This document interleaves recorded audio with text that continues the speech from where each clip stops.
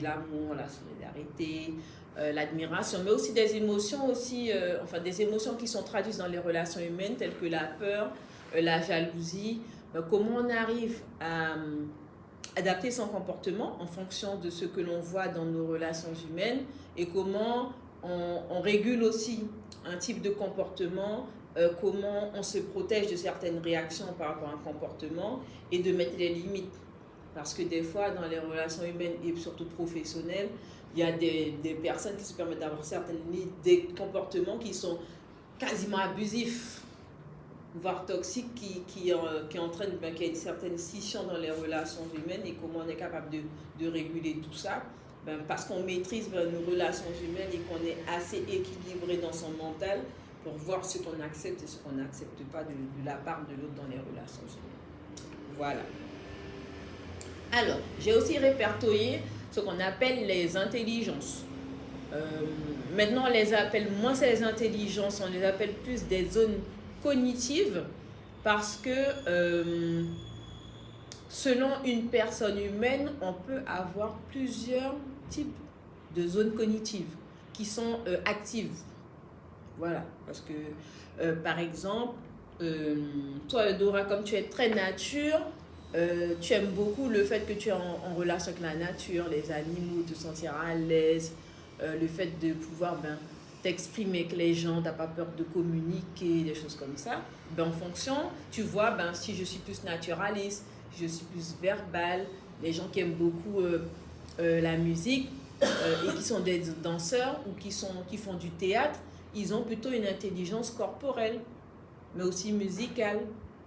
Les personnes qui, par exemple, sont beaucoup en interaction avec du public ou des fois qui sont en poste à responsabilité, ils doivent travailler leurs relations intrapersonnelles, mais aussi interpersonnelles pour qu'ils ne puissent pas en donner trop à l'autre ou être trop rigide avec l'autre.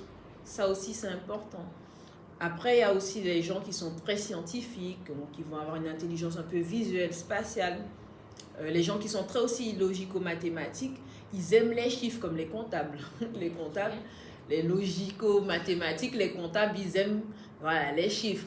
Donc, en fonction de sa connaissance de soi, on arrive à voir quel est la type de zone cognitive qui est plus active chez nous ou pas. Et c'est vrai qu'on en a généralement plusieurs. On n'est pas obligé de tout avoir, mais il y en aura celles qui seront plus activées que d'autres.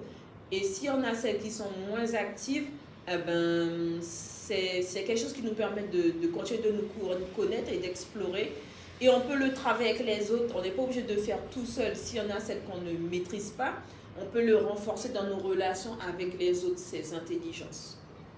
Donc, c'est ce qui est intéressant. Après, il y a ce qu'on appelle aussi les soft skills.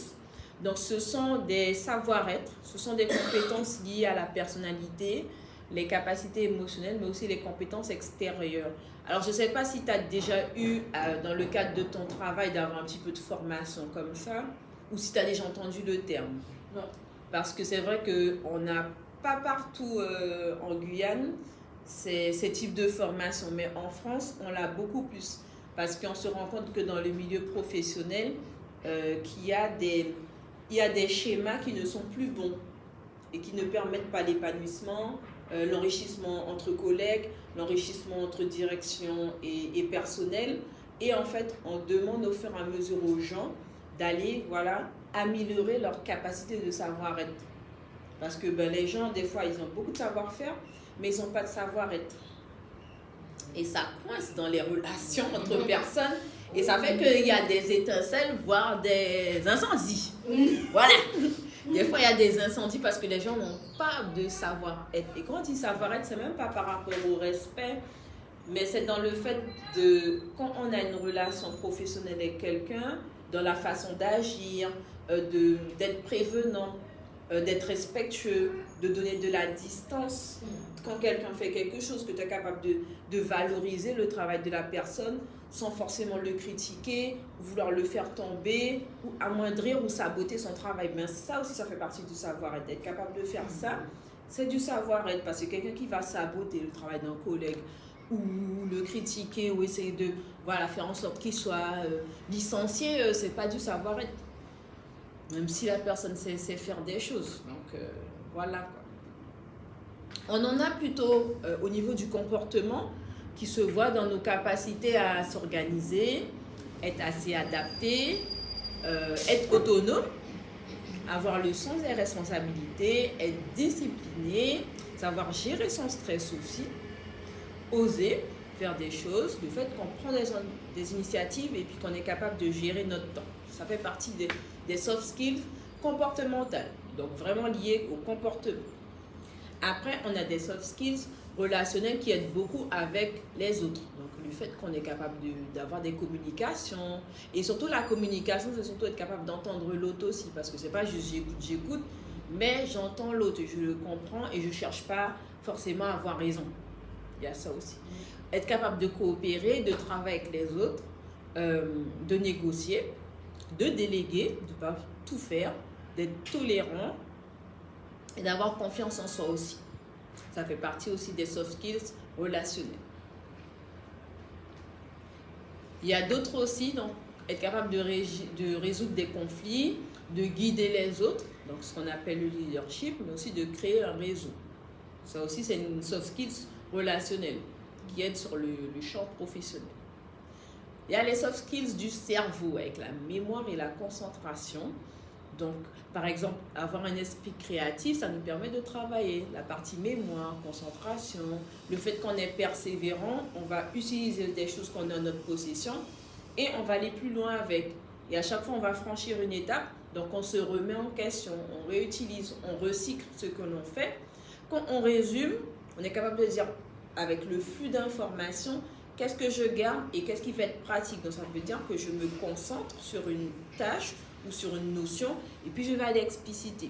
Donc ça permet de ne pas éviter de s'égarer aussi parce que des fois on fait beaucoup de choses et en fait se centrer, ça permet de dire ok, ça c'est ce qui m'est plus nécessaire maintenant sur l'instant T et le reste je le garde pour après.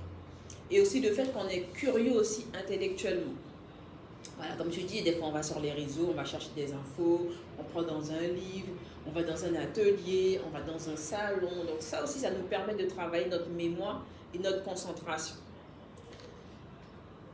Alors, ça revient aussi sur la partie vestimentaire, hein, parce que pour moi c'est important de prendre des choses qui nous permettent d'être bien. Donc comme on disait, le basique, être propre, parfumé, voilà, on a des petites choses, la petite jupe noire ou le jean, la petite robe noire au cas où, les petites ballerines, les petits talons plats, c'est pas mal. Mais moi, ce qui me choque oui. en 2024, c'est que